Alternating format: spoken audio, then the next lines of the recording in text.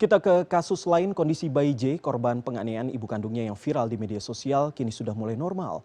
Bayi kelahiran 17 Agustus 2016 ini juga sudah mulai berinteraksi dengan bayi-bayi lain yang tinggal di yayasan yang sama. Didampingi pengasuh dari yayasan Meta Mama and Maga, bayi J terlihat aktif saat bermain. Memasuki usia hampir 1 tahun, bayi J sudah mulai bisa berjalan meski ia lebih sering merangkak. Pengurus yayasan menyebut kondisi bayi J sudah menunjukkan perubahan positif jika dibandingkan pertama kali ia diterima oleh pihak yayasan. Dan kini sang bayi sudah mulai terbiasa bermain dengan bayi-bayi lain yang tinggal di yayasan, meski terkadang masih kurang responsif ketika bermain. Belum jelas hingga kapan bayi J akan tetap berada di yayasan dengan pengawasan dari dinas sosial. Dan sempat muncul wacana sang bayi akan diasuh oleh keluarga ibunya di Sumba, Nusa Tenggara Timur. Sementara hingga kini ibu bayi J masih menjalani proses hukum di Mapolda Bali. Kondisinya kan udah baik ya, seperti lihat sekarang aktif gitu, terus traumanya mungkin udah jauh berkurang ya dibanding pertama kali dia masuk. Terus adaptasinya juga sama bayi yang lain juga udah oke. Sekarang dia kan umurnya 11 bulan. Biasanya kalau bayi umur 11 bulan tuh kalau kita gabung dengan bayi yang lain, mereka tuh biasanya rebutan mainan gitu loh. Tapi kalau misalnya dia direbut mainannya, paling dia mandangin aja Pak, dia ngeliatin gitu loh gitu.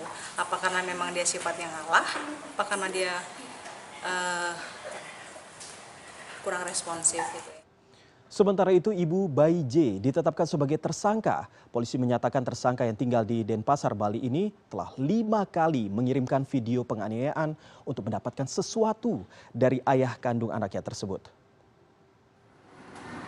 Rabu siang tersangka MD, ibu bayi J, kembali menjalani pemeriksaan di Unit Perlindungan Perempuan dan Anak Direktorat Reserse Kriminal Umum Polda Bali. Ini adalah pemeriksaan kedua setelah tersangka didampingi kuasa hukum. Ibu kandung bayi J ini ditahan sejak ditetapkan sebagai tersangka 28 Juli lalu. Perempuan asal Sumba, Nusa Tenggara Timur ini ditetapkan sebagai tersangka karena terbukti melakukan penganiayaan dan terekam dalam 5 video. Kelima video penganiayaan yang dibuat Maret lalu itulah yang kemudian dikirim ke ayah bayi J. Kita mau lebih konkret lagi tentang peristiwa yang terjadi ya, untuk memperjelas lebih jelas lagi seperti apa sih peristiwanya, berapa kali dia dilakukan. Masuk motifnya sudah diketahui. Yang seperti saya katakan tadi kan, ini kan merekam biar ayah biologis daripada baby J ini tahu dan memberikan sesuatu. Ya, sehingga perbuatan itu kan dilakukan beberapa kali, bukan dalam 1 hari, beberapa kali berulang.